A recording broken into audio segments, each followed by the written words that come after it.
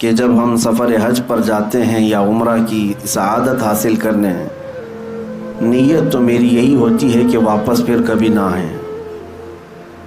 رسول کریم صلی اللہ تعالیٰ علیہ وسلم کی بارگاہ میں ان کے قدموں میں سونا نصیب ہو جائے، زندگی وصول ہو جائے، لیکن اللہ تعالیٰ کی مرضی اگر واپس لوٹانا ہمارے وطن میں، ہمارے مقدر میں اس نے لکھا ہے تو لوٹ کر رہیں گے، اور پھر جب آنے کی گھڑی ہوتی ہے یقیناً وہ روح فرسا ہوتی ہے۔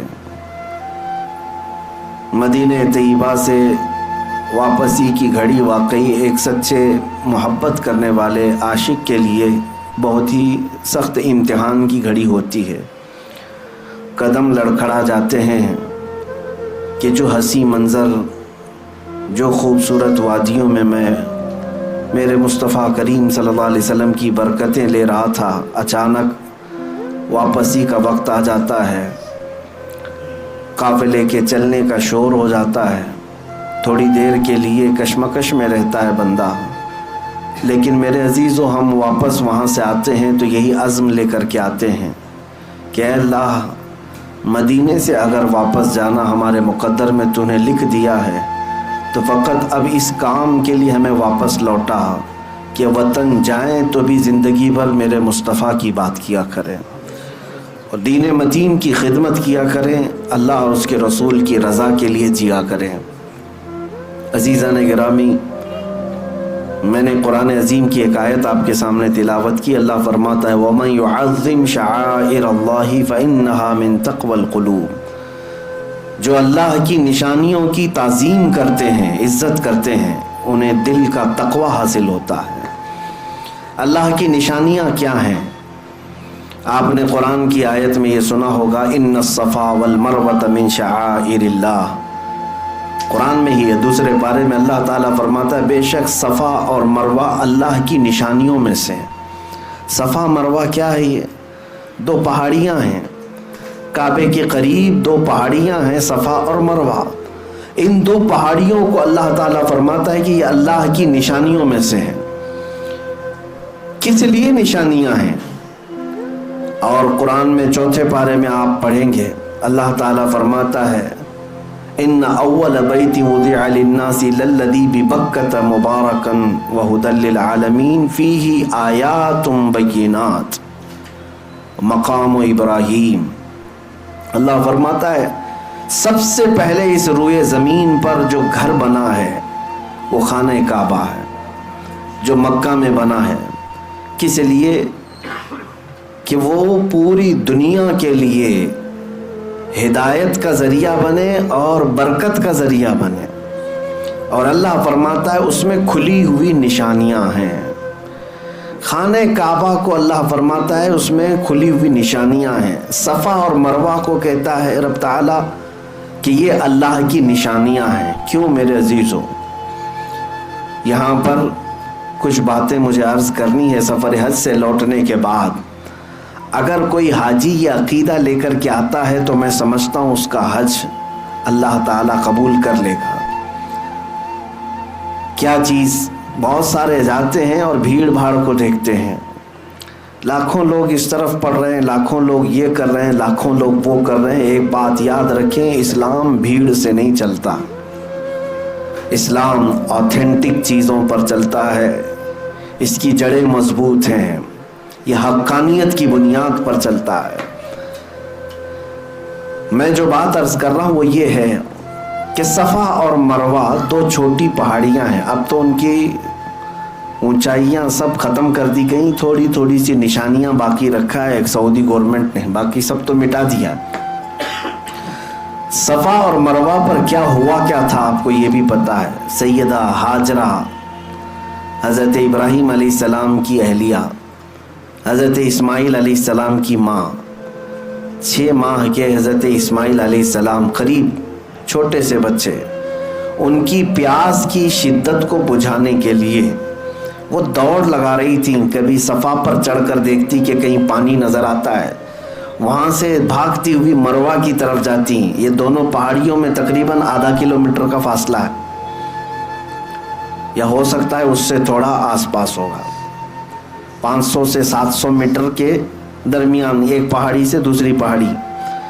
صفا پر چڑھتی پھر مروہ پر جاتی, پھر مروہ سے صفا کی طرف. لیکن اسماعیل علیہ السلام کو خانہ کعبہ کے قریب وہ سلا کر رکھی ہوئی تھیں زمین پر. روایات میں ہے کہ انہوں نے 7 چکر لگائے. پھر اللہ تعالیٰ نے اسماعیل علیہ السلام کی ایڑیوں کے نیچے سے زمزم کا پانی پیدا فرمایا, جس کو آج پوری دنیا پیتی ہے, سیراب ہوتی ہے, برکتیں بھی حاصل کرتی ہے. اب مجھے جو بات عرض کرنی ہے وہ یہ ہے کہ سیدہ ہاجرہ نے دوڑ لگائی اسماعیل علیہ السلام کی پیاس بجھانے کے لیے.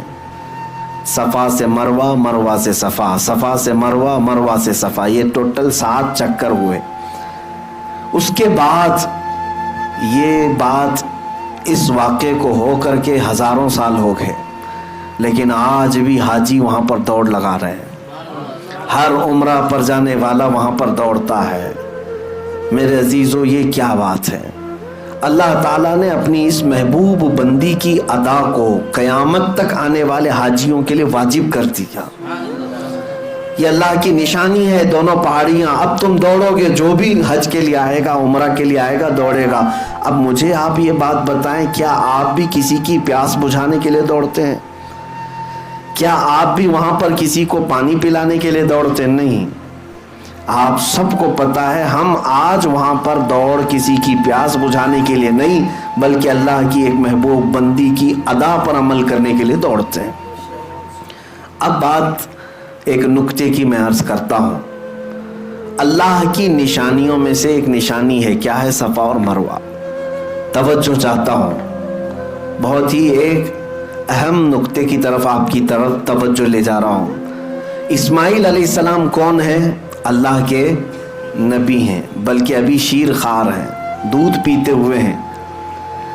اب یہاں سے مفسرین فرماتے ہیں سیدہ ہاجرہ وہ نبی نہیں ہے, نبی کی بیوی ہے اور نبی کی ماں ہے. لیکن جو دوڑ لگا رہی تھی, کس کے لیے دوڑ لگا رہی تھی؟ اسماعیل علیہ السلام کے لیے. مفسرین فرماتے ہیں ایک نبی کی پیاس کے لیے اگر کوئی دوڑے تو اللہ اس کو نشانی بنا دیتا ہے. ایک نبی کی پیاس کے لیے اگر کوئی دوڑے, اللہ اس کو نشانی بنا دیتا ہے. اے میرے عزیزو, اگر میرے مصطفیٰ کی عزت کے لیے کوئی دوڑے تو یاد رکھنا قیامت تک اس بندے کو بھی اللہ نشانی بنا دیتا ہے. بے نشانوں کا نشان مٹتا نہیں, مٹتے مٹتے نام ہو ہی جائے گا. آج بر صغیر بلکہ عالم اسلام میں اگر ایک عبقری شخصیت امام اہل سنت فاضل بریلوی امام احمد رضا خان رحمت اللہ تعالیٰ علیہ کو پوری دنیا جانتی ہے اور پہچانتی ہے, تو اسی بنیاد پر کہ ایک نبی کی عزت اور اس کے پہرے داری کے لیے زندگی وقف کر دیا تھا, اور اللہ نے ان کی زندگی کو آج سارے لوگوں کے لیے نشانی بنا دیا. میں اللہ کی نشانیوں میں سے جو نشانیاں ہیں اس کو یہ سمجھ کر کے آیا کہ اب ہمیں اللہ تعالیٰ کی نشانی اگر بننا ہے تو میرے عزیزو نبی کی عزت اور ان کی محبت کے لیے دوڑ لگانا ہوگا. وہاں پر بہت ساری چیزیں ہیں, لیکن ایک محب رسول جاتا ہے تو اپنے حبیب کی خوشبوئیں وہاں ڈھونڈتا ہے. بعض بدبخت جاتے ہیں, وہ کہتے ہیں کہ یہاں پر اب مصطفیٰ کریم صلی اللہ تعالیٰ علیہ وسلم کا نام لینے کی بھی ضرورت نہیں. نعوذ باللہ من ذالک. کئی ایسوں سے میری ملاقات بھی ہوئی, وہ کہتے ہیں کہ وہ آئے تھے اور اپنا پیغام دی اور چلے گئے, وہ اتنے امپورٹنٹ نہیں ہے. قرآن امپورٹنٹ ہے, کعبہ امپورٹنٹ ہے. آپ آئے ہیں یہاں پر تو کعبے کا طواف کیجئے, قرآن کی تلاوت کیجئے. نبی نبی کیا کہتے ہیں, یہ ان کی مت ماری گئی ہے. میں نے ان سے کہا کہ نبی اہم نہیں ہے. ایک وہیں کے مقامی رہنے والا برسوں سے رہتا ہے, وہ کہہ رہا تھا کہ نہیں وہ اہم نہیں ہے, قرآن اہم ہے, کعبہ اہم ہے. میں نے کہا احمق کو دیکھو, اگر نبی اہم نہیں ہے تو ایک غیر اہم شخص اگر قرآن لا کے دیا ہے تو قرآن کیسے اہم ہو گیا؟ اگر وہ اہم نہیں ہے تو غیر اہم آدمی اگر کوئی کتاب کے بارے میں کہہ رہا ہے یہ اللہ کی کتاب, تو نے مان کیسے لیا کہ یہ اللہ کی کتاب ہے؟ پہلے تجھے یہ تسلیم کرنا پڑے گا جو قرآن لایا ہے وہ سب سے اہم ہے، جس نے کعبہ کی عظمت بتائی وہ سب سے اہم ہے۔ اگر وہ عظمت نہ بتاتا تو ہمیں کیا پتا، اگر وہ قرآن کے اوراق ہمارے سامنے تلاوت نہ کرتا تو ہمیں قرآن کیا پتا۔ اس لیے میرے عزیزو، ہمارا معاملہ تو یہی ہے جو امام اہل سنت فاضل بریلوی نے فرمایا ہے کہ طیبہ نہ صحیح افضل، مکہ ہی بڑا زاہد، ہم عشق کے بندے ہیں کیوں بات بڑھائی ہے۔ اعلیٰ حضرت فرماتے ہیں کہ اے لوگو، تم نے تو ابھی نبی پاک صلی اللہ علیہ وسلم کی عظمت کو دیکھا ہی کیا ہے، اگر دیکھنا ہے تو آؤ خانے کعبہ کے پاس اور کعبے کو توجہ سے دیکھو تو پتہ چلے گا، غور سے سن تو رضا کعبے سے آتی ہے صدا، میری آنکھوں سے میرے پیارے کا روزہ دیکھو، حاجیو آؤ شہنشاہ کا روزہ دیکھو، کعبہ تو دیکھ چکے کعبے کا کعبہ دیکھو۔ عزیزان گرامی وقار، وہاں پر ہم نے حضور پاک صلی اللہ تعالیٰ علیہ وسلم کی نشانیاں اور حضور کی خوشبوئیں ڈھونڈنے کی کوششیں کی ہیں۔ توجہ چاہتا ہوں، صفا اور مروہ کو اللہ تعالیٰ نے کیا فرمایا؟ اللہ کی نشانیاں ہیں۔ توجہ ہے میری طرف؟ میں کچھ چیزیں سمجھا کر کے جاؤں گا، اللہ جلد آپ کو حج نصیب فرمائے اور خانہ کعبہ اور مدینہ طیبہ کی حاضری ہو تو میری یہ باتیں آپ کے کانوں میں گونجتی رہیں کہ دیکھنا ہے تو ہمیں کیا دیکھنا چاہیے۔ صفا مروہ ضرور دیکھیں، لیکن یاد ضرور کریں کہ نبی کے لیے دوڑ لگانے کی وجہ سے 3000 سال بھی گزر جائیں تو وہ پرانا نہیں ہوتا، نہ حضرت حاجرہ کی یاد پرانی ہوتی ہے۔ اب میں آگے اور ایک بات عرض کرتا ہوں، اللہ تعالیٰ فرماتا ہے وَاتَّخِذُوا مِن مَّقَامِ إِبْرَاهِيمَ مُصَلًّى۔ کعبے کے سامنے آج بھی گولڈن کلر کا ایک چھوٹا سا مینار دیکھتے ہوں گے جس کو مقام ابراہیم کہتے ہیں۔ مقام ابراہیم کیا ہے؟ اس میں ایک پتھر رکھا ہوا ہے جس پہ حضرت ابراہیم علیہ السلام کے دونوں پیروں کے صاف نشان ہیں، صاف نشانیاں ہیں۔ وہ پتھر آج بھی محفوظ ہے، اور قرآن میں اللہ فرماتا ہے مقام ابراہیم کو اپنی نماز کی جگہ بنا لو۔ جو بھی حاجی، جو بھی معتمر عمرہ کرتا ہے، طواف کے بعد مقام ابراہیم کے پاس آ کر کے 2 رکعت ضرور پڑھتا ہے۔ وہاں پر 2 رکعت پڑھنے کا حکم ہے۔ کعبہ سامنے ہے لیکن اللہ فرما رہا ہے مقام ابراہیم کے پاس، مقام ابراہیم کے پاس پڑھو 2 رکعت۔ قرآن کی آیت میں بتا رہا ہوں وَاتَّخِذُوا مِن مَّقَامِ إِبْرَاهِيمَ مُصَلًّى، اپنی نماز کی جگہ بناؤ مقام ابراہیم کو۔ اب ہم نے محسوس کیا، تحقیق کیا تو سارے لوگوں کی زبان پر ایک ہی بات جاری، اور وہاں پر بھی جا کر کے آپ پوچھیں گے، کچھ لوگ اس کے ارد گرد کھڑے بھی رہتے ہیں محافظ کی حیثیت سے، کچھ پولیس والے اور کچھ لال دوپٹے والے۔ وہ لوگ جب بھی آپ سوال کریں گے تو یہی کہیں گے کہ یہ پتھر ہے جس پر کھڑے ہو کر کے ابراہیم علیہ السلام نے کعبے کی تعمیر کی، اور ظاہر سی بات حقیقت ہے، تاریخ بھی ہے۔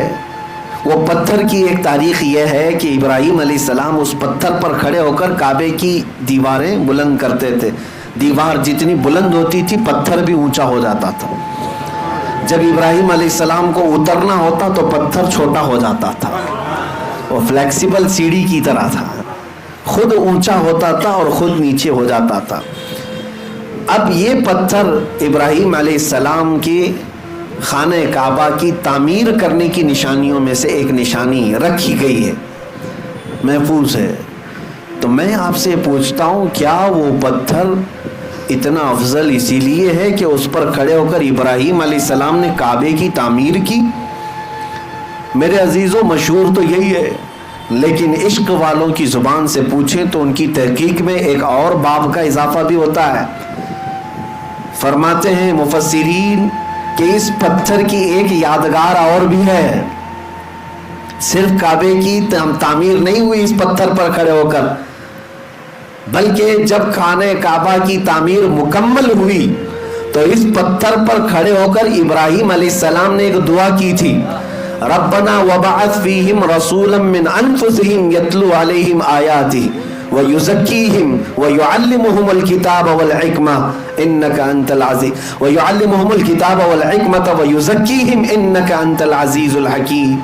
ابراہیم علیہ السلام نے اس پتھر پر کھڑے ہو کر یہ دعا کی تھی، اے ہمارے رب یہاں پر بسنے والوں میں سے ایک رسول پیدا فرما، ایک رسول پیدا فرما جو لوگوں کے دلوں کو صاف کرتا ہو اور کتاب و حکمت کی انہیں تعلیم دیتا ہو۔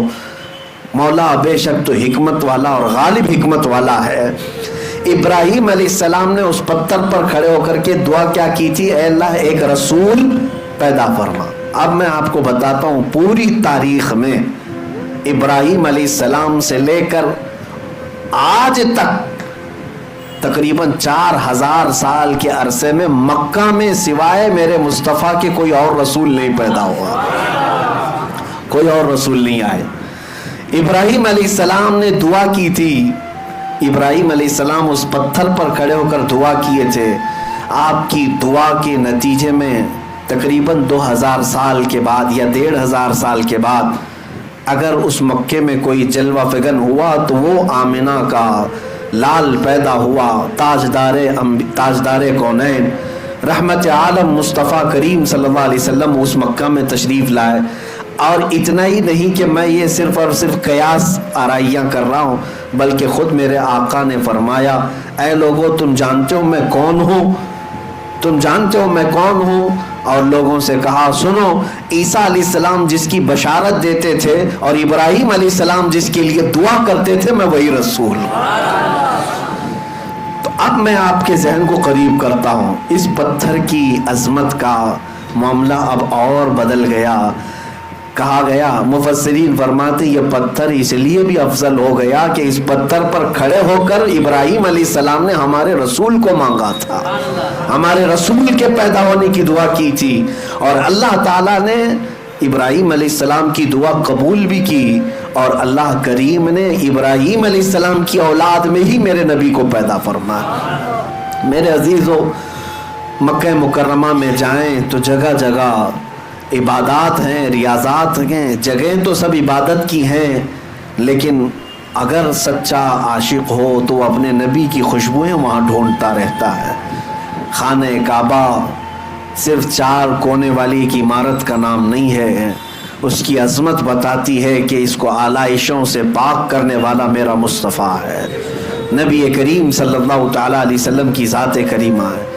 آپ کو یہ بھی میں بتاؤں، خانہ کعبہ کے پاس طواف کرنے کے بھی جو انداز ہیں وہ بھی آج ایک الگ انداز رکھتے ہیں۔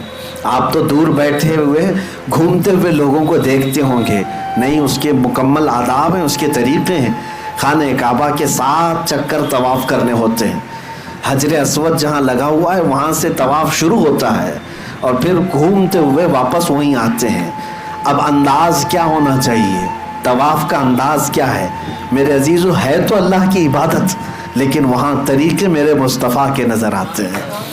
فرمایا گیا حاجی کو احرام پہننے، احرام پہننے کے بعد جب طواف شروع کرے گا 7 چکر میں سے پہلے 3 چکر وہ رمل کرے گا۔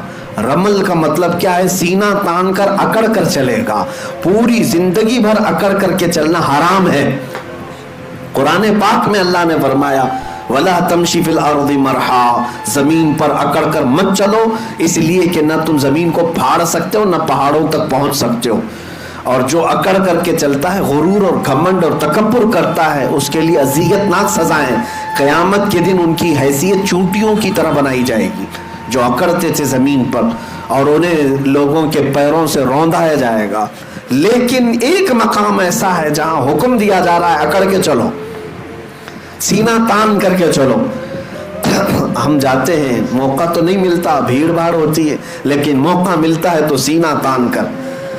اور وہ انداز کیسا ہے؟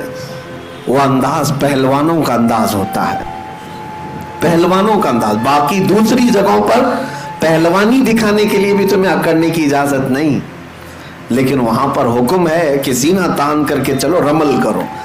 یہ اس کا پس منظر کیا ہے؟ اس کا بیک گراؤنڈ کیا ہے؟ میرے عزیزو، خانہ کعبہ کے پاس طواف تو پہلے نارمل ہی ہوتا تھا، لیکن آپ کو میں بتاؤں رسول پاک صلی اللہ تعالیٰ علیہ وسلم کے ساتھ جو اذیتیں مکہ والوں نے کی ہیں، جو تکلیفیں مشقتیں مکہ والوں نے حضور کی ذات پر ڈالی ہیں، شاید ہی تاریخ میں آپ کو ایسا نہ ملے۔ حضور جس وطن میں پیدا ہوئے اس وطن کی زمین حضور کے لیے تنگ کر دی گئی تھی۔ حرم کعبہ میں حضور عبادت کرنے کے لیے آتے تو ان کے ساتھ بہت زیادتیاں کی جاتی، کئی مرتبہ ہاتھ اٹھائے گئے، حضور اکرم صلی اللہ علیہ وسلم کے صحابہ کو مارا گیا، حضرت ابوبکر صدیق رضی اللہ تعالیٰ عنہ کو وہاں بہت مارا گیا، کیا کیا تکلیفیں اٹھائی۔ 3 سال مکہ میں حضور نے ایسے گزارے جس میں پورے مکہ والوں نے سوشل بائیکاٹ کیا تھا۔ کیسا سوشل بائیکاٹ کہ حضور اکرم صلی اللہ علیہ وسلم کے اور ان کے خاندان کے ساتھ نہ کوئی کلام کرتا، نہ کوئی خرید و فروخت، نہ کوئی دعوت، کچھ نہیں، کھانے کی ایک چیز بھی حضور کے گھر تک آنے نہیں دیا جاتا تھا۔ ان 3 سالوں میں رسول پاک صلی اللہ علیہ وسلم نے درختوں کے پتے کھائے اور چمڑے ابال کر کے کھائے۔ شاہد ابی طالب، یہ مشہور ہے سیرت میں، نبی پاک صلی اللہ علیہ وسلم کے ساتھ ایسی ایسی ظلم و ستم کی کہانیاں ان مکہ والوں نے لکھی، لیکن ایک وقت وہ بھی آیا جب اللہ کا حکم ہوا کہ میرے محبوب آپ ہجرت کر کے مدینے چلے جائیں۔ مدینے گئے، میرے آقا صلی اللہ علیہ وسلم جب مدینے گئے تو ان ظالموں اور کافروں نے کیا حضور کو وہاں بھی چھوڑ دیا تھا؟ نہیں، بلکہ یہاں سے جتھے لے کر کے جاتے، صحابہ کے باغیچوں پر حملے کرتے، مدینے میں اگر کوئی تنہا ملتا باہر مدینے والا اس کو مار پیٹ کرتے۔ انہی تکلیفوں کی وجہ سے جنگ بدر بھی ہوئی، جنگ احد بھی ہوئی، جنگ خندق بھی ہوئی، مکہ اور مدینے والوں کے بیچ میں یہ سب جنگیں ہوئی ہیں۔ حضور 450 کلومیٹر دور جا چکے تھے مکہ سے، لیکن پھر بھی مکہ والے سکون سے نہیں بیٹھ رہے تھے کہ ہم لڑیں گے ان سے۔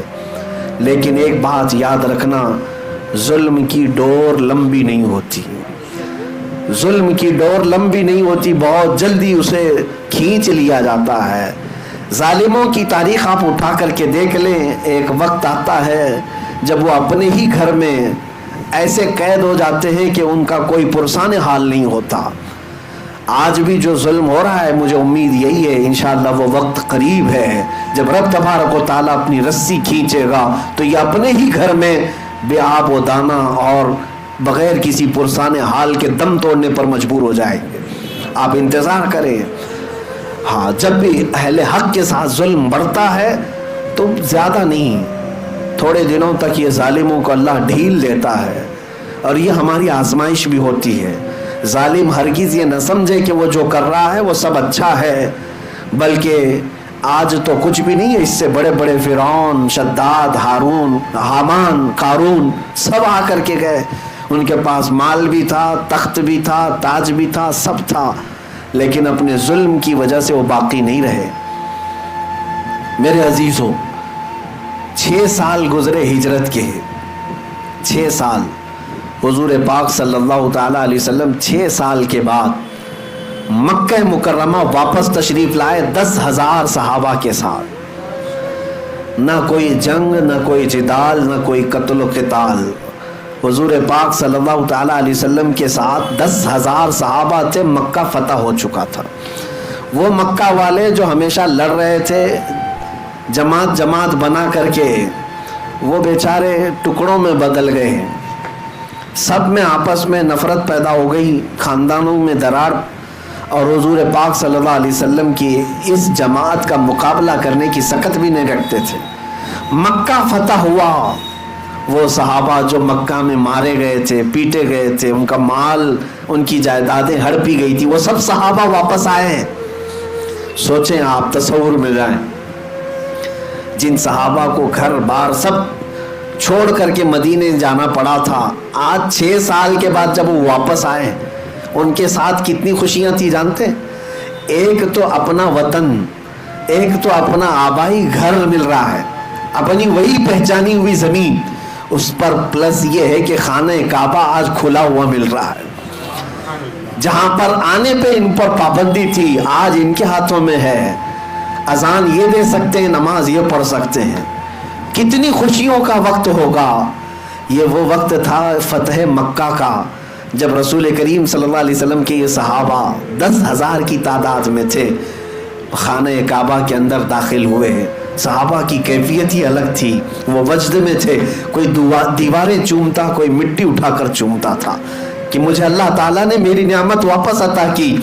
انہی میں سے کچھ صحابہ ایسے تھے جب ان کافروں اور مشرکوں کو دیکھ رہے تھے جو ہتھکڑیوں میں تھے، آج مجبور تھے، تو ان کے سامنے سینہ تان کر کے طواف کرنے لگ گئے، اکڑ کر کے طواف کرنے لگے۔ طواف تو ہو ہی رہا تھا، حضرت عمر فاروق رضی اللہ تعالیٰ عنہ بیچ میں آ گئے اس صحابی کے، حضرت سعد اور ایک صحابی تھے، کہا کہ یہ کس انداز سے چل رہے ہو تم؟ حضرت عمر آ کر روکنے لگے، یہ کس انداز سے آج تم چل رہے ہو؟ یہ طواف کا طریقہ ہے۔ تو حضرت عمر جب روکنے لگے، میرے مصطفیٰ کریم صلی اللہ علیہ وسلم نے پیچھے سے پکارا اور کہا عمر چھوڑ دو، اس کی ادا کو اللہ بھی پسند کر رہا ہے۔ اللہ کو یہ پسند ہے کہ اس کے دشمنوں کے سامنے سینہ تان کر کھڑے رہے، اللہ کو یہ پسند ہے۔ اللہ تعالی ہمیں ہمیشہ دشمنوں کے سامنے اسی طرح سے زندہ رکھے۔ میرے عزیزو، اپنوں کے لیے ہم سینہ تان کر نہیں کھڑے ہوں گے، اپنوں کے لیے کبھی اکڑ و غرور نہ ہو، لیکن اللہ سے دعا یہی کریں کہ اس کے دشمنوں اور اس کے حبیب کے دشمنوں کے سامنے ہمیشہ ہمارا سینہ چوڑا رہے، ہمیشہ ہم سینہ تان کر کے کھڑے رہیں۔ میرے عزیزو، طواف میں جب رمل کرتے ہیں 3 چکر، تب ہمیں یہ بات یاد آتی ہے کہ سب کچھ ختم نہیں ہوا۔ طواف کرنے والے حاجی کو بھی ہر بار طواف کرنے کے بعد اللہ تعالیٰ یہ درس دینا چاہتا ہے، یا اللہ تعالیٰ یہ درس دے رہا ہے کہ اے حاجی دیکھ، آج یہاں تیرے کوئی دشمن نہیں ہے جو تو سینہ تان کر چل رہا ہے۔ مکہ میں کون دشمن ہے تمہارے؟ وہاں پر طواف کے دوران کون دشمن تمہیں دیکھ رہا ہے؟ کوئی نہیں ہے، لیکن تجھے یہ درس دیا جا رہا ہے، بننا ہے اس طرح چل کر کے تو غلام مصطفیٰ بن جیسے صحابہ تھے۔ ان کی ادائیں تو دیکھ کہ میرے حبیب کے جو غلام چلتے تھے تو وہ کس کے لیے سینہ تانتے تھے؟ وہ رسول اللہ کے دشمنوں کے لیے اور اللہ کے دشمنوں کے لیے۔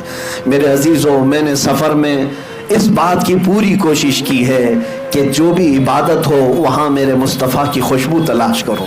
نیت یہی تھی کہ جاؤں حج پر تو اللہ تبارک و تعالیٰ ہر جگہ میرے مصطفیٰ کی یاد ہمارے سینے میں ہمیشہ رکھے، اور اللہ کا فضل اور کرم ایسا ہوا میں جتنا بھی شکر کروں کم ہے۔ میں آپ کو بتاؤں ہم جو حج کے لیے اس سال گئے تھے، اس سال کی بات کر رہا ہوں، بدھ کے دن مینا جانا ہوتا ہے۔